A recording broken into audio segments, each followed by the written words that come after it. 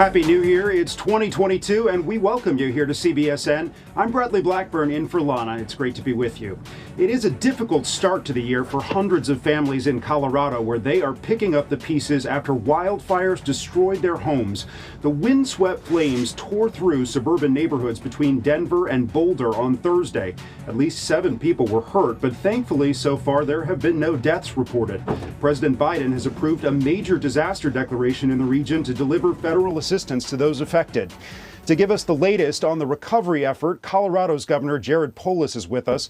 Governor, thank you for making time today, and our hearts are with your state right now. We want to start, though, with this rapidly changing weather situation there. Where do things stand at the moment?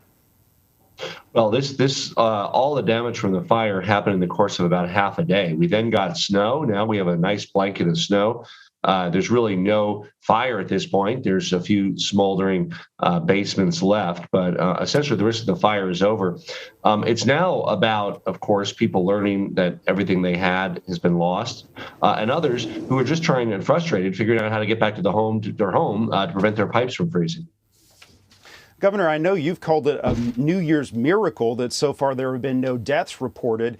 Do we know how many people were injured in the chaos? That's still holding up, and it really is a New Year's miracle if it holds up that no one died in this horrific blaze. Because just imagine this for a moment, Bradley. These are folks who sometimes had mere minutes with winds of up to 110-mile-an-hour gusts, delivering flames, driving through what looked like an Armageddon on their escape route, flames on both sides. Really harrowing experience. If we make it through no loss of life, that's really remarkable. There is a lot of destruction. Over 500 homes, many small businesses, the types of retail strip centers that you and I shop at, all destroyed and damaged by this horrific fire.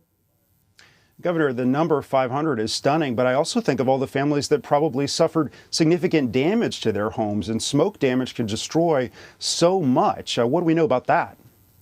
Yeah, I surveyed yesterday on the ground and from the air. We saw a lot of homes that had some damage, sheds destroyed, wind damage, smoke damage. A lot of the businesses where there was less fuel had some damage, and Vista Hospital, a major hospital, had some damage. It's not destroyed, but it'll take some time to be able to serve patients fully again.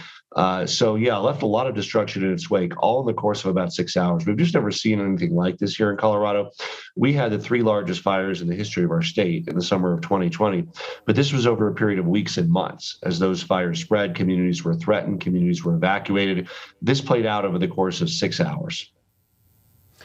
And Governor, I think when many people think about wildfires in the West, they think of wooded areas. This area, the area where this fire happened, it's more grassland, right? And an area where new communities have built up. We know you've had so much growth in Colorado. Is this a challenge for your state?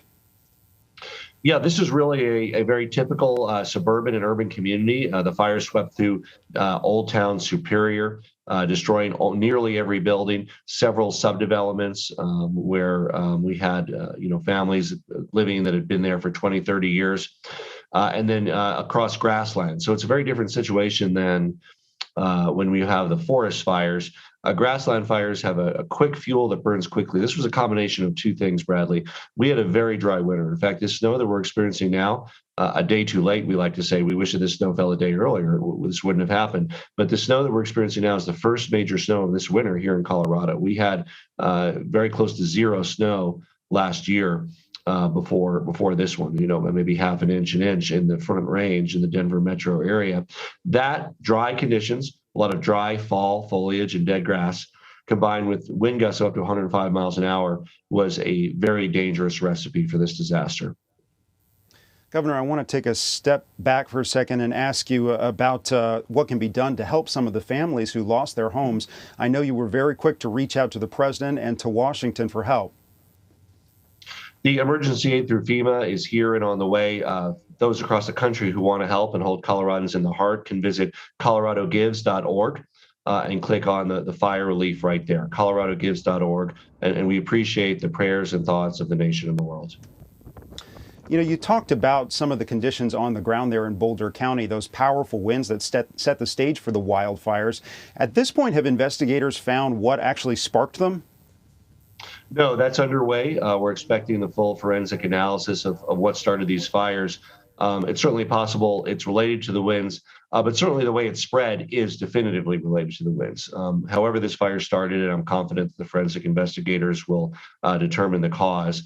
It spread rapidly because of gusts of up to 105 miles per hour.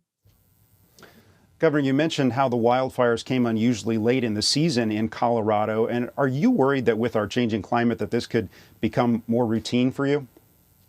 Yeah, I mean, it wasn't that long ago that we talked about a fire season in the West, and that was largely corresponding with summer and early fall. Here we are in December with our most destructive fire. It's really now an entire year of fire risk across the American West due to the changing climate. Governor, we know it is a big rebuilding project ahead. We thank you again for making time for us today. Governor Jared Polis in Colorado. Thank you and Happy New Year.